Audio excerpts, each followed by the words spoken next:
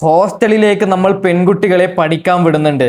എന്നാൽ അവിടെ നടക്കുന്ന കാര്യം, അതായത് അവരെ രാവിലെ പഠിപ്പിച്ച സേറുമാർ മാഷന്മാർ രാത്രി 12 മണിയാവുമ്പോൾ ഈ കുട്ടികളുടെ മുറിയിലേക്ക് പോവുകയാണ്.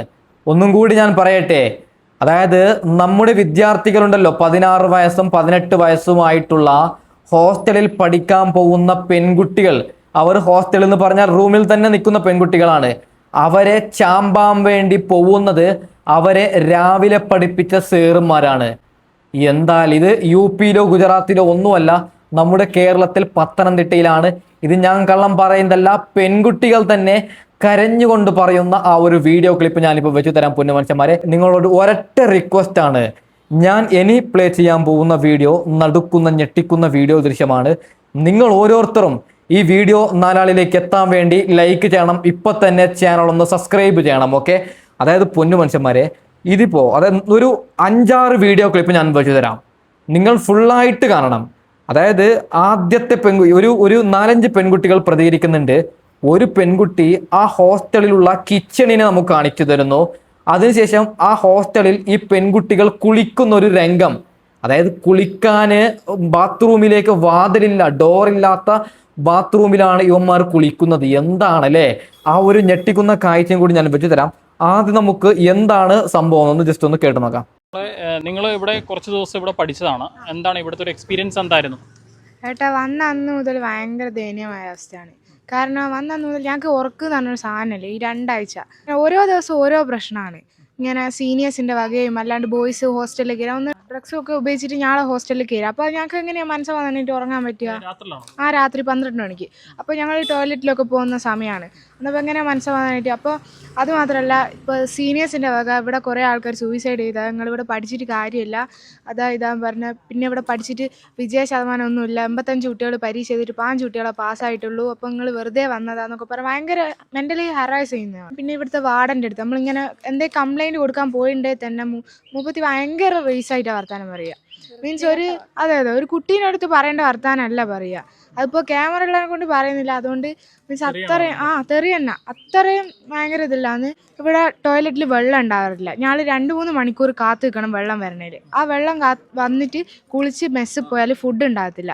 ഫുഡ് അപ്പോൾ അവർ പറയും ഫുഡിൻ്റെ ടൈം കഴിഞ്ഞ് ഇനി നാളെ തിന്നോ, ഇന്ന് പട്ടിണി കിടന്നു പറയും. അങ്ങനെയൊക്കെ പറഞ്ഞാൽ ഞങ്ങൾ പൈസ കൊടുക്കുന്നതല്ലേ, ഇവർ വെള്ളം അടിക്കാത്ത ഞങ്ങളെ കുറ്റമല്ലല്ലോ. ഈ പറയുന്ന രീതിയിലുള്ള ഡിഫൻസ് ട്രെയിനിങ് ഒക്കെ നിങ്ങൾക്ക് കിട്ടിയോ ഇവിടെ വന്നിട്ട്? ഇല്ല, ഞങ്ങൾക്ക് അങ്ങനത്തെ ഒന്നും കിട്ടി. ഞങ്ങളോട് പറഞ്ഞ ഏത് മഴയാണെങ്കിലും എന്താണെങ്കിലും നിങ്ങൾക്ക് ട്രെയിനിങ് തരും, പക്ഷെ ഞങ്ങൾക്ക് ഒന്നും കിട്ടി. ഞങ്ങൾക്ക് ഗ്രൗണ്ട് പോലും ഒരു ദിവസം കാണിച്ചിട്ട് ഒരു 5 റൗണ്ട് ഓടിച്ചിട്ട് അങ്ങനെ കയറ്റി. ഓക്കെ, വേറെയും പെൺകുട്ടികൾ പറയുന്നുണ്ട്. ഞെട്ടിക്കുന്ന കിച്ചണിന്റെ കാഴ്ചയും ബാത്റൂമിന്റെ കാഴ്ചയും ഞാൻ വെച്ചു തരാം. ആ കോളേജിന്റെ ഉടമസ്ഥരോട് ഒരു കാര്യം പറയുകയാണ്, നാണമുണ്ടോ? എണ്ണി മേടിക്കുന്നില്ലേ? ഇഷ്ടം പോലെ പൈസ മേടിക്കുകയാണ്. ഏത് പത്തനംതിട്ടയിൽ ഏത് കോളേജെന്ന് ഞാൻ സൈഡിൽ വെച്ചിട്ടുണ്ട്, നിങ്ങൾ നോക്കിയാൽ മതി. ആർമി പഠിപ്പിക്കുന്ന കോളേജാണ്. ആ കോളേജിലേക്ക് നിങ്ങളെ കുട്ടികളെ അയക്കേണ്ട പൊന്നുമനുഷ്യന്മാരെ. വേറെ കോളേജിലും നിങ്ങളെ കുട്ടികൾ ഹോസ്റ്റലിൽ പഠിക്കുന്നുണ്ടെങ്കിൽ ഒന്ന് പോയി അന്വേഷിക്കുക അവരുടെ അവസ്ഥ എന്തെന്നൊക്കെ. ഓക്കെ, നമുക്ക് ബാക്കിയും കൂടി കേട്ട് നോക്കാം. യൂട്യൂബിലൊക്കെ ഇതിനെപ്പറ്റി പരസ്യമൊക്കെ ഉണ്ടായിരുന്നു.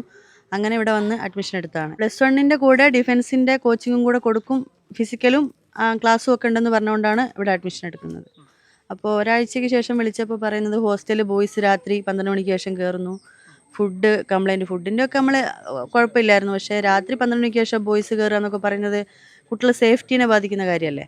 അപ്പം നമ്മൾ പിറ്റേ ദിവസം അന്ന് തന്നെ അവിടെ നിന്ന് പുറപ്പെട്ട് ഇവിടെ വന്ന് ടീച്ചറോട് ചോദിച്ചു, പ്രിൻസിപ്പളിനോട്. അപ്പോൾ ആദ്യം അവർ പറഞ്ഞു സെക്യൂരിറ്റി ഉറങ്ങിപ്പോയത് കൊണ്ടാണ് എന്ന് പറഞ്ഞു. അപ്പോൾ സെക്യൂരിറ്റി ഉറങ്ങിപ്പോയാൽ കുട്ടികൾക്ക് എന്താ ഒരു സുരക്ഷയുള്ളതെന്ന് ചോദിച്ചപ്പോൾ പറഞ്ഞാൽ കുഴപ്പമില്ല, നമ്മുടെ ഡിഫൻസിലെ ബോയ്സ് ആണെന്ന് പറഞ്ഞു. അപ്പോൾ നമ്മുടെ ആയാലും എവിടെയായാലും ബോയ്സ് ഗേൾസ് ഹോസ്റ്റലിൽ കയറി കഴിഞ്ഞാൽ കുട്ടികൾ പിന്നെ അവിടെ സേഫ് അല്ലല്ലോ. നമ്മൾ അന്ന് തന്നെ ഇവരെ തിരിച്ചു കൂട്ടി. അപ്പോൾ ഇവരോട് പൈസ റീഫണ്ട് ചെയ്യുന്ന കാര്യം പറഞ്ഞു.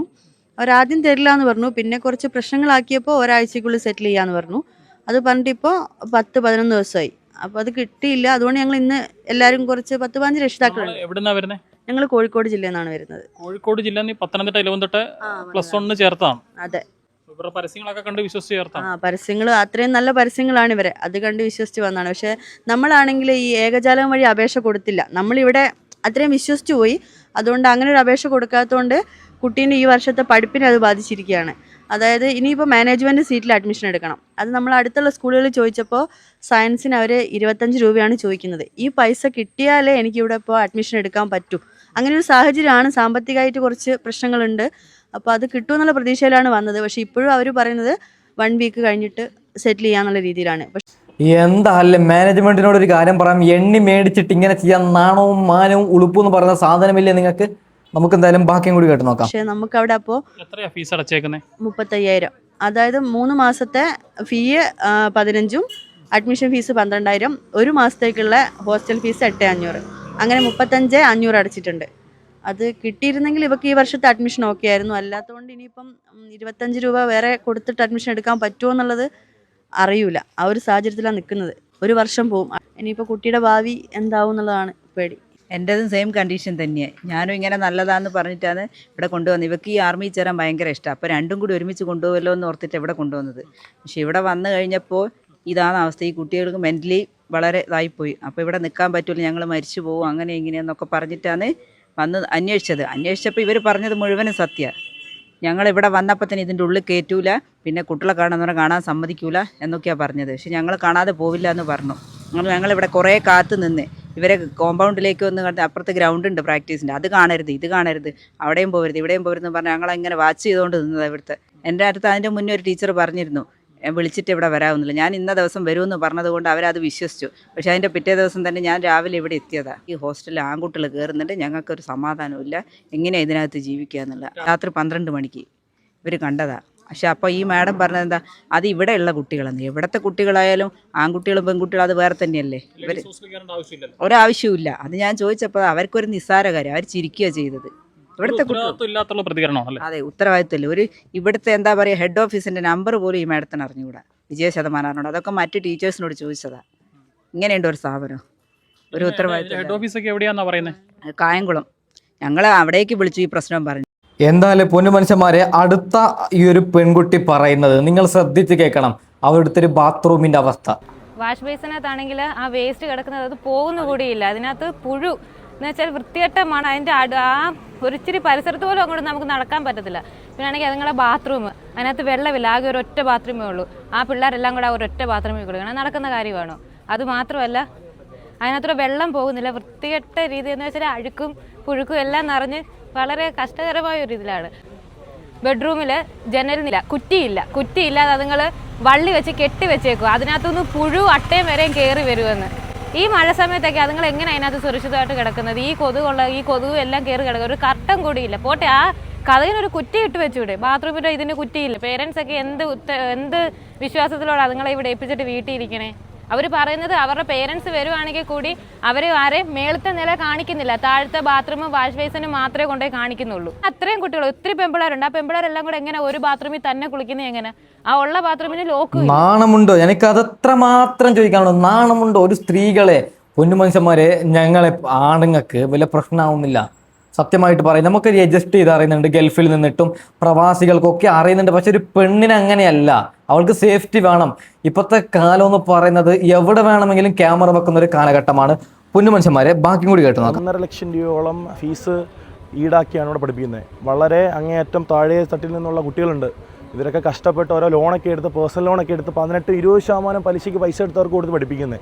അതൊക്കെ കൊണ്ട് ആ കുട്ടികളൊന്നും പറയായിരുന്നു ആദ്യം. പക്ഷെ അവരിലും ഒരു പറ്റുന്നൊരു കഴിവുണ്ടല്ലോ, അവരുടെ ലിമിറ്റ് കഴിഞ്ഞു പോയി. അവരെ കൊണ്ട് സഹിക്കാൻ പറ്റാത്ത രീതിയിൽ പലരും പൊട്ടിക്കരഞ്ഞ് ഞങ്ങൾ പറഞ്ഞു, ചേട്ടാ ഞങ്ങൾക്ക് തിരിച്ചു പോകാനുള്ളൊരു ഗത്യന്തരമില്ല, ഇവർ ഞങ്ങളുടെ ഭാവി നശിപ്പിക്കും, പൈസ തിരിച്ചു തരത്തില്ല. അപ്പോൾ അതിലൊക്കെ ഒന്ന് നടപടി സ്വീകരിക്കണം. ബഹുമാനപ്പെട്ട മന്ത്രിയുടെ ശ്രദ്ധയിൽ ഇത് പെടണം. വിദ്യാഭ്യാസ മന്ത്രി ഇത് അടിയന്തരമായിട്ട് ഇടപെടണം. കുട്ടികളുടെ വിദ്യാഭ്യാസം ഉറപ്പുവരുത്തണം. കേരളത്തിലൊരു കുട്ടി പോലും ഇങ്ങനെയുള്ളൊരു പൈശാചികമായിട്ടുള്ള വിദ്യാഭ്യാസിക്കേണ്ടടുത്തൊരു പീഡനം പീഡിപ്പിക്കപ്പെടുമ്പോൾ ഒരു കാരണവശാലും അത് അനുവദിക്കരുത്.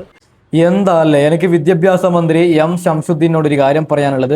ആ സ്ഥലം ഒന്ന് സന്ദർശിച്ചിട്ട് ശക്തമായ നടപടി എടുക്കണം.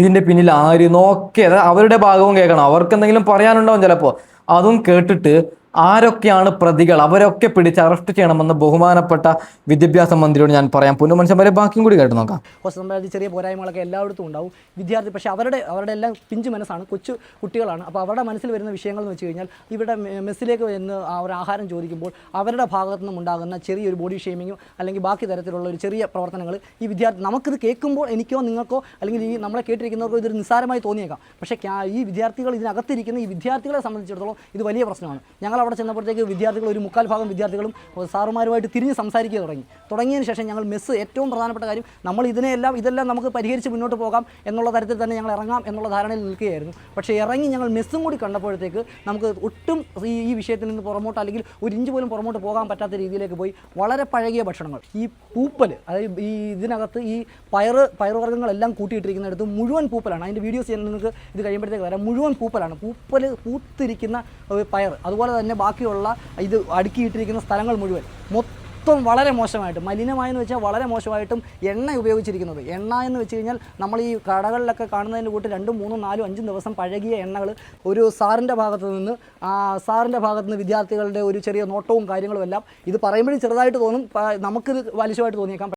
പൊന്നു മനുഷ്യന്മാരെ, ഒരൊറ്റ കാര്യം പറയാം ഞാൻ. നിങ്ങളെ മക്കള് ചിലപ്പോൾ ബാംഗ്ലൂരിലായിരിക്കും പഠിക്കുന്നത്, അല്ലെങ്കിൽ കോയമ്പത്തൂർ, തിരുവനന്തപുരം ഇങ്ങനെയുള്ള സ്ഥലങ്ങളിലായിരിക്കും, മുംബൈ പോലെയുള്ള സ്ഥലങ്ങളിലായിരിക്കും നിങ്ങളെ മക്കൾ പഠിക്കുന്നത്.